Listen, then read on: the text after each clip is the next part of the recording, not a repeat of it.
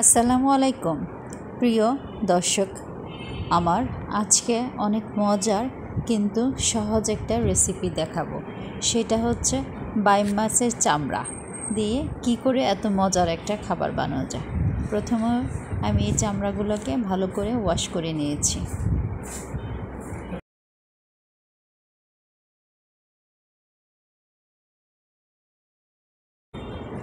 তারপর এর জন্য নেব পেঁয়াজ কাটা, কাঁচামরিচ, অল্প একটু বেগুন দিব আর রসুন আস্ত কোয়া।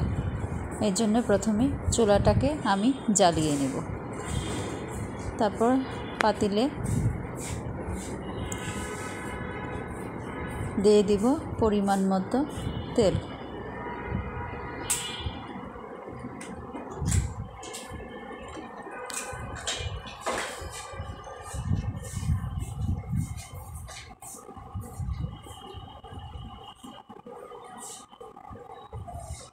তেলটা গরম হয়ে আসলে একে একে আমি দিয়ে দেব পেঁয়াজ কুচি, রসুন কুচি,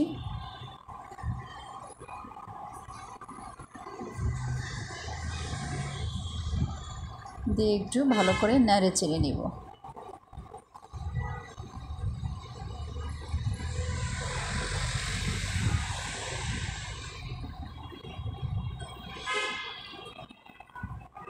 পেঁয়াজটাকে খুব বেশি ভাজবো না, সামান্য একটু নরম হলে তখন এর মধ্যে দিয়ে দেব একে একে সব মশলাগুলো।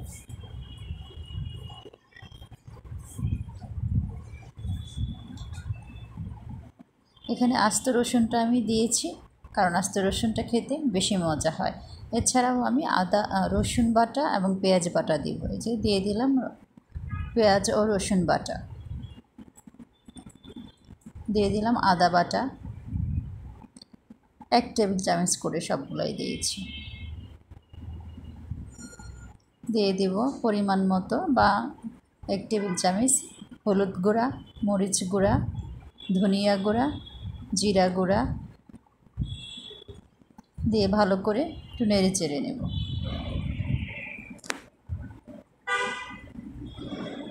এ পর্যায়ে দিয়েছি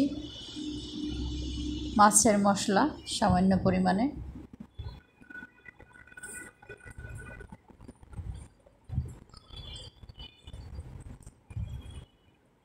দিয়ে ভালো করে একটু নেড়ে চেড়ে নিব।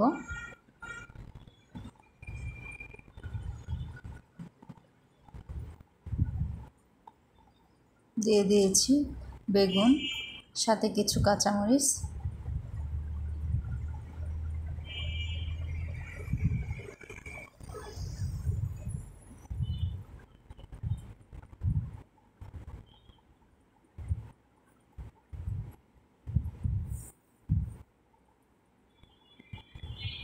এর মধ্যে লবণ দিয়েছি, যেটা আমার ভিডিওতে আসে নাই, কিন্তু মাঝখানে আমি লবণ দিয়েছি।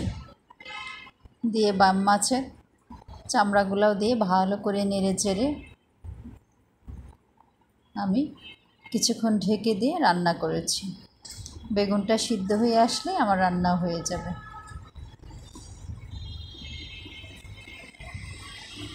বেগুনটা সিদ্ধ হয়ে গেছে আর চুলাটা আস্তে করে দিয়েছিলাম, যার ফলে পানি দেওয়া লাগে না। মাছের চামড়া থেকে আর বেগুন থেকে যে পানিটা উঠেছে সেটাতেই আমার রান্নাটা হয়ে গেছে। আমার রান্না অলমোস্ট শেষ। আমি চুলা বন্ধ করে দিয়েছি আস্ত কিছু কাঁচামরিচ, সাথে দিয়েছি ধনিয়া পাতা। এটা স্বাদ এবং গন্ধ অনেক গুণ বাড়িয়ে দিবে।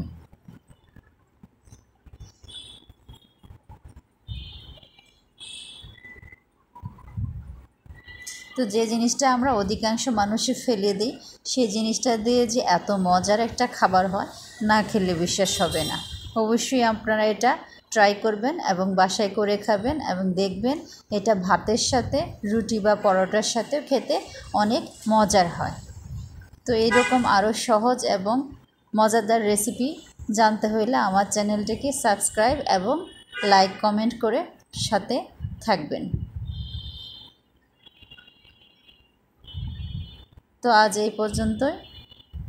পরিবেশনের জন্য আমি 2টা কাঁচামরিচ দিয়েছি সুন্দর দেখার জন্য। আগামী পরবর্তী আরেকটা সুন্দর ও সহজ ভিডিও দেখার জন্য আপনাদের কাছে আমন্ত্রণ রইল আর বিদায় নিচ্ছি আপনাদের কাছ থেকে। আল্লাহ হাফেজ।